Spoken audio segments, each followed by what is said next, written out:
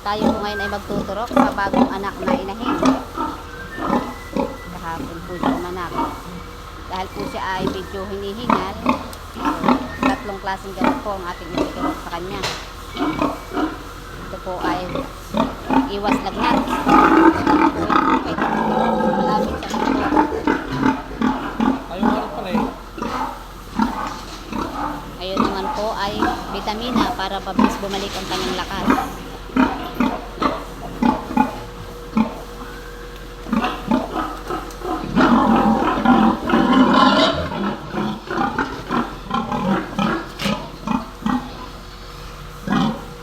Ayun naman po ay antibiotic, iwas infection po sa ating mga inahin.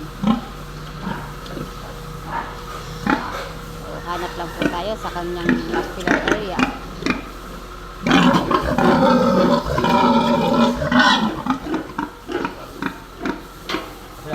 Ito po ang kanyang mga biik.